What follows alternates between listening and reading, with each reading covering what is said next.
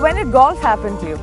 I first played probably when I was 20, 21 maybe. Oh, really? That's because pretty early. I was lucky because I went to graduate school in the US in a campus where it so happened that the house they put us in was on a golf course.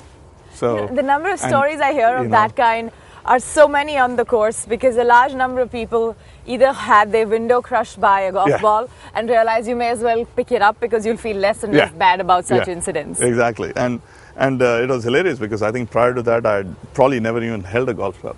I played sport all my life, and variety of different sports. Never shied away from playing anything. There was a point in time when I probably played 10 different sports. Oh, really? But being sort of in the US is something that's very integral to being at Intel as well, right? I mean, some of the things that you learn in the United States, you're expected to learn the best practices, pick them up, bring them down here. How does that transfer happen?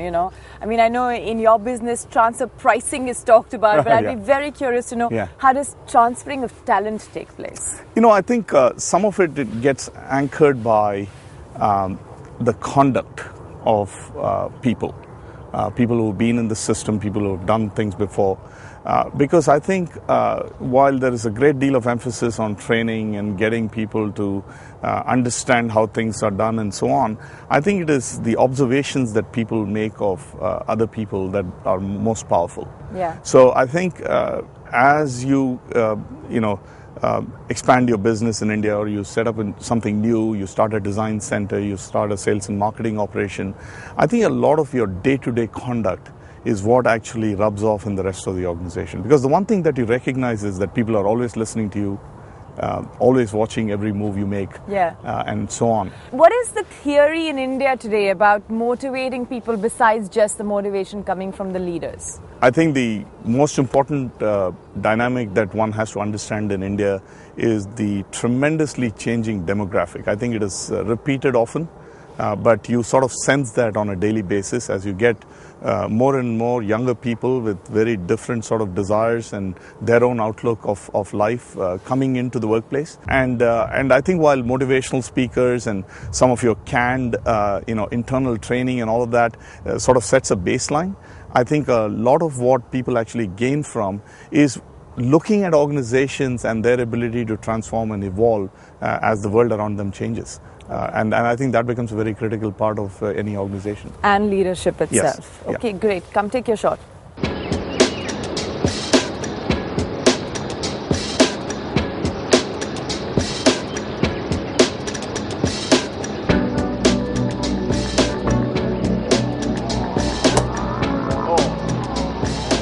So when was the last golfing outing with the people in the tech sector? They love doing that in the US. I noticed every schedule has a little golfing outing in the middle. Actually, the recent one was not too far back, actually about a month back. Oh, that's nice. I was at a conference in Huntington Beach in California. So we went out and played a bit. But it's the time commitment to golf. That's tough, That is the toughest part for me, And partly because, of course, being in India, it's an aggressive market. Yeah. It is. And you're always trying to balance out your life between all of the travel that you do and that already keeps you away from your family and children and so on. But, deals don't get done very often on tennis courts as they get done on the greens. Have you ever had client meetings that have turned fruitful down here? A few, but more, I would say more open-ended conversations, more relationship building sort of things. I think the more serious stuff, you tend to do it a little bit more in a slightly perhaps more formal environment. But I think the power of sports and the power of being out there in the open and smelling the roses, as it were, all of that I think is much stronger when it comes to building relationships. I think that's the real power, and ultimately those things play themselves out as you're spending time doing business deals and so on. Of course they do, and they've started mattering a whole lot, right? I mean, the difference between soft skill and hard skill in terms of getting deals done or anything else for that matter. It's all soft skill, it seems to me. But let's talk a little more about how Intel plans to expand in India. I mean, we keep talking about India is the market. It's constantly looked at as the market that's going to change fortunes for various companies. One, do you agree with that? Is India slightly overrated, or is India really got that potential? I think, I don't think India is overrated. If anything, the overall potential is probably frequently undercalled, right? If you see over a period of time. But I think people set the wrong expectations about India, right? I think in that sense, India is probably more misunderstood than whether it is underrated or overrated. I think people come in with perhaps expectations that don't match, and then you struggle to reset your own thought process on how you're actually going to succeed in this marketplace. Overall, if you look at where we stand, at the start of this decade, and as you look out into the next, or maybe even the next 2 decades, I keep coming back to the idea that we've really not yet taken advantage of technology in this country, and we are really at that cusp where I think, driven by the demographics, driven by all of the other forces in the marketplace, driven by the needs of what we have to deliver in terms of education and healthcare and all of that stuff, there is no other way to go. I think it's really technology.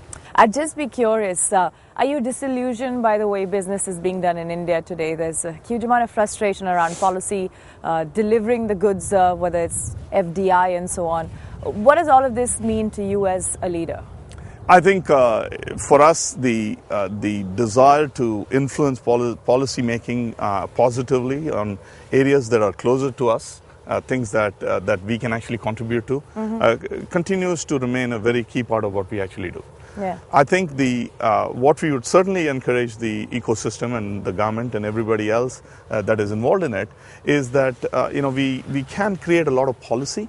Ultimately, a lot of it actually comes down to execution. Yeah. So the faster we get into execution, the more we learn, and the more we'll adapt, and the more things we can do. So that's I think also it really a business pitch I noticed from your end, because an execution would mean mechanizing and technology, sort of getting that edge onto the story. Yeah. Okay, interesting. Absolutely. Intel has been great to me personally. Obviously, it's been a fantastic challenge to work in an organization that has been a leader driving technology around the world.